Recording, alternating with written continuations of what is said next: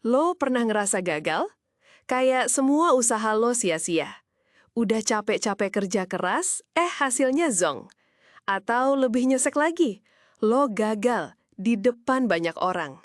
Diketawain, direndahin, dianggap nggak bakal bisa bangkit. Dan yang lebih sakit, kadang yang bikin lo nyerah bukan karena gagal itu sendiri, tapi karena lo ngerasa sendirian. Lo mikir, kok orang lain hidupnya mulus, sedangkan gue berantakan banget sih? Apa cuma gue doang yang gagal segininya? Tapi lo tahu nggak? Banyak tokoh dunia yang sekarang kita anggap legend, dulunya pernah gagal total. Bukan gagal kecil-kecilan ya, tapi gagal sampai dipecat, diremehkan, ditolak, dijatuhin berkali-kali. Ada yang bisnisnya bangkrut berkali-kali. Ada yang naskahnya ditolak belasan kali. Ada yang dibilang gak punya bakat, bahkan gak bakal jadi siapa-siapa. Tapi mereka nggak nyerah, dan justru dari kegagalan itu mereka dibentuk. Mereka jatuh, remuk, tapi tumbuh. Dan sekarang nama mereka dihafal dunia.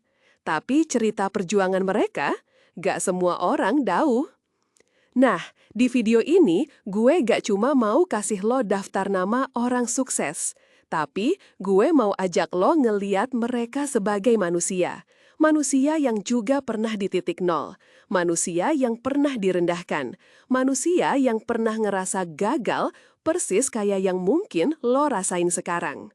Kita bakal bahas siapa aja tokoh dunia yang pernah gagal total, gimana mereka bisa bangkit waktu semua kayaknya udah hancur, dan yang paling penting, apa pelajaran hidup yang bisa lo ambil biar lo juga nggak nyerah pas lo lagi di bawah.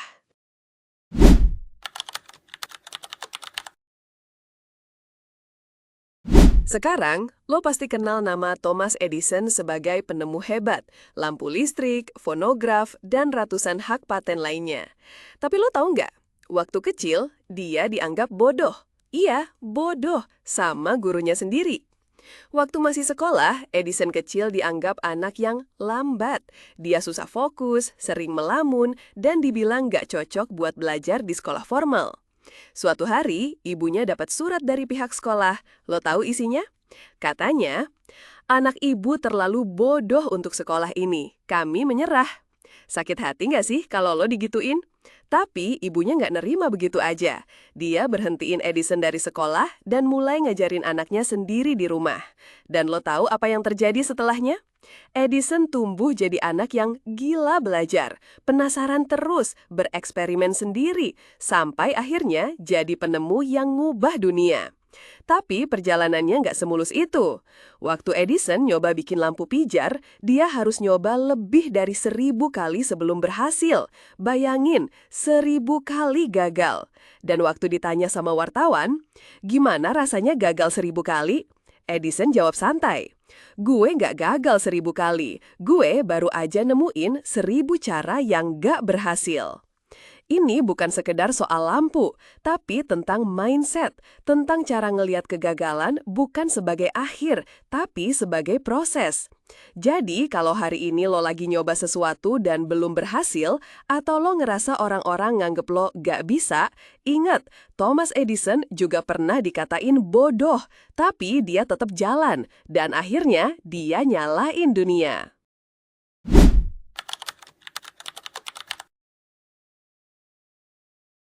Siapa yang nggak kenal Harry Potter?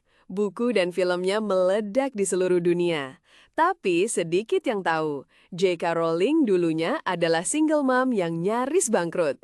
Dia nulis naskah Harry Potter pertama sambil ngurus anak sendirian.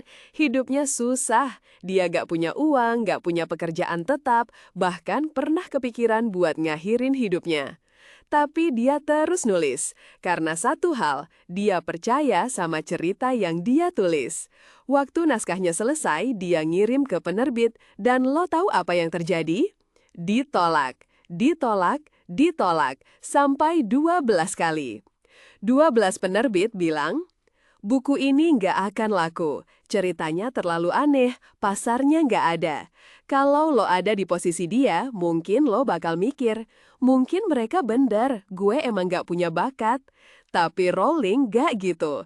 Dia terus kirim naskahnya lagi dan lagi. Sampai akhirnya satu penerbit kecil, Bloomsbury, setuju buat nerbitin Harry Potter dengan jumlah cetak super terbatas. Sisanya udah jadi sejarah. Sekarang J.K. Rowling adalah salah satu penulis paling sukses sepanjang masa. Tapi yang bikin kisahnya berkesan bukan kesuksesannya, tapi ketekunannya di saat semua orang bilang gak bisa. Dan pelajarannya? Kadang dunia nggak langsung percaya sama impian lo. Bukan karena mimpi lo salah, tapi karena dunia belum siap. Tugas lo bukan minta disetujui semua orang, tapi terus jalan sampai lo nemu satu orang yang bilang, ayo kita percaya bareng.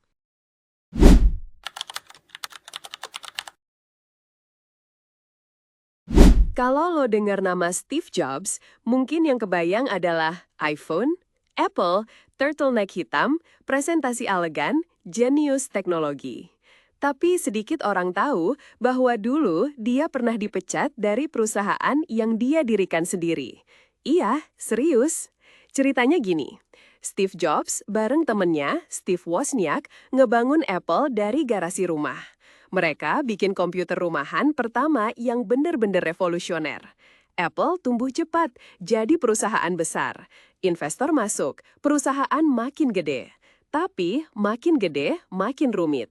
Jobs dikenal sebagai orang yang visioner, tapi juga keras kepala, suka neken orang, dan susah dikontrol. Sampai akhirnya, petinggi-petinggi perusahaan yang dia rekrut sendiri ngadain rapat dan memutuskan buat ngesingkirin dia dari Apple. Lo kebayang gak rasanya? Dibikin dari nol, dibesarin dengan darah dan waktu, terus lo ditendang keluar. Dan lo tahu apa reaksi Jobs? Dia down, dia hancur banget, tapi dia gak nyerah. Dia bilang di satu wawancara, kehilangan Apple adalah hal terbaik yang pernah terjadi ke gue. Beban jadi orang sukses tergantikan dengan jadi pemula lagi, gue lebih bebas. Akhirnya, dia bangun perusahaan baru, Next, dan studio animasi, Pixar, Pixar, rumahnya Toy Story, Finding Nemo, Up. Beberapa tahun kemudian, Apple krisis, gak berkembang. Lalu mereka beli Next, dan Steve Jobs balik ke Apple sebagai penyelamat. Dan dari situ, lahirlah produk-produk yang lo kenal sekarang. iMac, iPod, iPhone, iPad. Pelajarannya? Kadang, lo harus kehilangan sesuatu yang besar buat nemuin versi diri lo yang lebih kuat. Steve Jobs jatuh dari singgasananya sendiri, tapi dia gak jadi korban. Dia balik dan bahkan lebih kuat.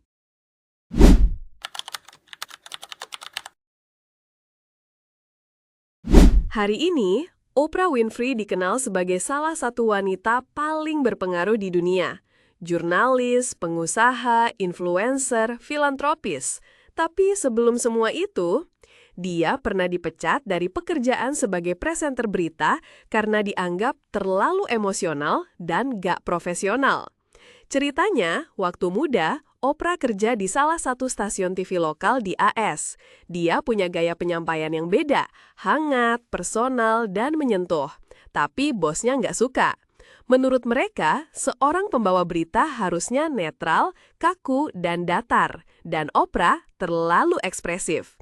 Akhirnya dia dianggap gak cocok buat tampil di layar TV. Bayangin, dibilang gak cocok buat hal yang akhirnya ngebentuk seluruh karir hidup lo. Tapi Oprah nggak stop di situ. Dia pindah ke acara talk show, tempat di mana justru emosi dan koneksi personal jadi kekuatan. Dan dari situlah The Oprah Winfrey Show lahir. Acara itu tayang selama 25 tahun, ditonton jutaan orang, dan jadi platform buat banyak perubahan sosial. Gaya yang dulu dianggap kelemahan, jadi kekuatannya. Karena dia nggak berusaha jadi orang lain, dia memperjuangkan keaslian dirinya.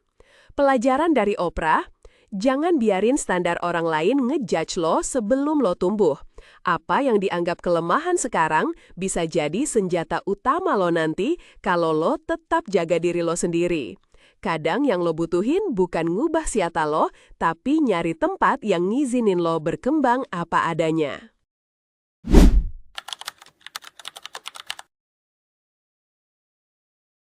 Oke, sekarang kita jeda sebentar dari cerita-cerita tokoh dunia. Gue pengen ajak lo ngeliat satu hal penting. Gagal itu bukan masalah utama. Yang jadi masalah adalah cara lo merespon kegagalan itu. Karena dua orang bisa ngalamin kegagalan yang sama, tapi hasil akhirnya beda jauh. Yang satu bangkit, yang satu nyalahin dunia, terus stuck. Jadi pertanyaannya, kenapa bisa beda? Jawabannya ada di cara mikirnya. Orang yang bisa bangkit dari gagal biasanya punya pola pikir kayak gini. Oke, ini nyakitin, tapi gue bisa belajar dari sini.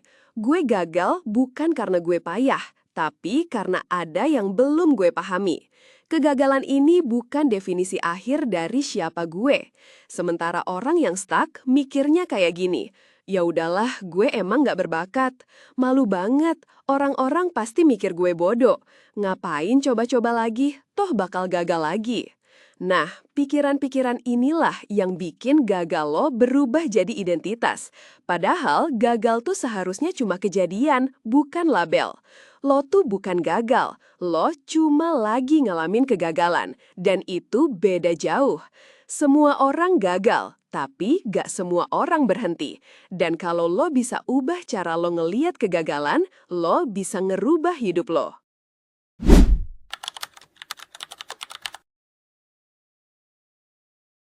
Sekarang kita bahas hal yang paling susah dilakuin pas gagal. Bangkit dan mulai lagi. Karena jujur aja, gagal tuh nggak cuma soal kurang usaha.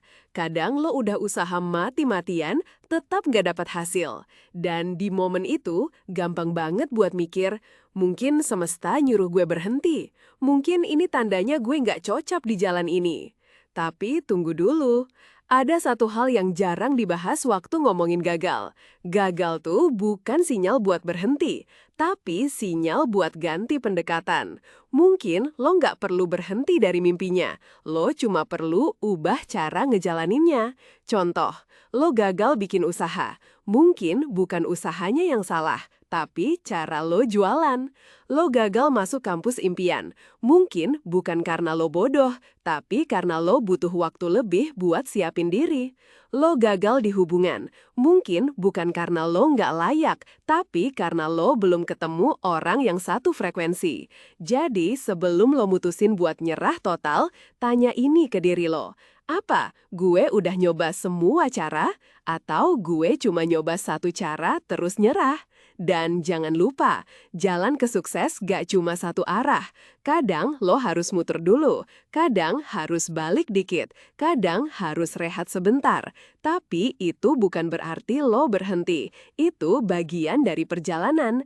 Jadi intinya, gagal itu wajar. Lo boleh kecewa, lo boleh nangis. Tapi jangan sampai lo berhenti percaya sama diri lo sendiri. Karena kadang satu-satunya hal yang ngebedain orang yang berhasil sama yang gagal cuma satu kata, lanjut.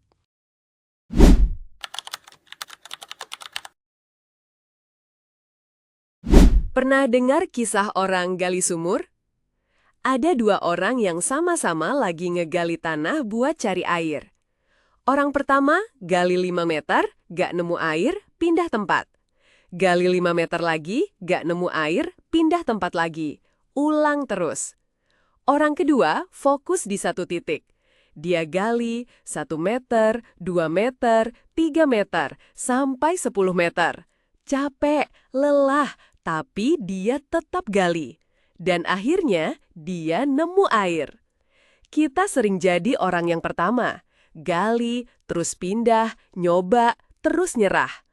Padahal siapa tahu lo udah 95% jalan, tapi lo stop pas tinggal 5% lagi. Dan bukan karena lo nggak bisa, tapi karena lo nggak sabar. Kenapa ini sering kejadian? Karena makin dekat ke tujuan, biasanya tantangannya makin berat. Makin banyak godaan buat nyerah, makin tinggi tekanan, makin sering muncul pikiran. Kayaknya gue salah jalan deh. Dan lo tahu apa yang nyakitin? Seringkali lo nggak tahu lo itu udah sedekat apa sama garis finish. Kadang kita lihat orang lain sukses dan mikir, wah dia hoki. Padahal lo nggak ngeliat berapa kali dia nyaris nyerah. Lo cuma ngeliat hasil akhir, bukan perjuangan yang kelihatan nggak ada hasil selama bertahun-tahun. Jadi pelajarannya, kalau lo udah nyoba, udah berproses, dan lo yakin jalan lo bener, jangan berhenti cuma karena capek. Istirahat boleh, ngerasa ragu boleh, tapi jangan tutup buku sebelum cerita lo selesai. Karena gak ada yang lebih nyesek dari nyerah, terus beberapa waktu kemudian lo sadar. Ternyata gue tinggal sedikit lagi.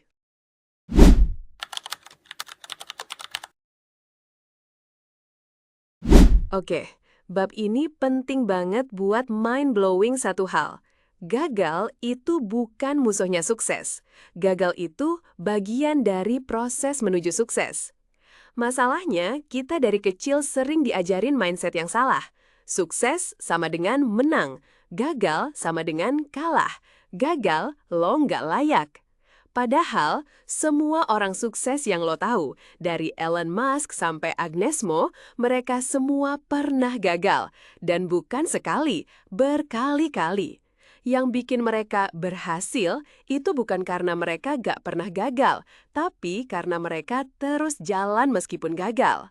Bayangin jalan ke puncak gunung. Lo jalan, ketemu tanjakan, kesandung, kepleset, jatuh, itu gagal. Tapi jatuh di jalan menuju puncak gak bikin lo gagal total, kecuali lo mutusin buat balik turun. Gagal sama dengan bagian dari tanjakan. Sukses sama dengan lo terus nanjak walau jatuh berkali-kali. Kebanyakan orang pengen hasilnya, tapi nggak siap sama jatuh bangunnya. Dan ketika jatuh, mereka mikir, mungkin ini bukan jalan gue.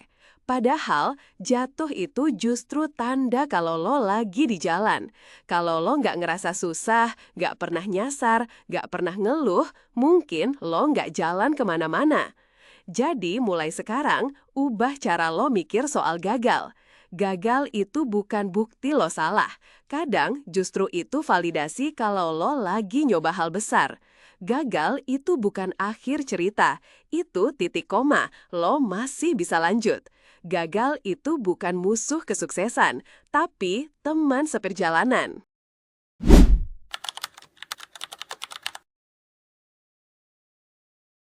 Kita udah ngomongin banyak tentang Thomas Edison yang gagal 1000 kali, J.K. Rowling yang ditolak belasan kali, Steve Jobs yang ditendang dari Apple, Oprah yang dibilang gak cocok tampil di TV.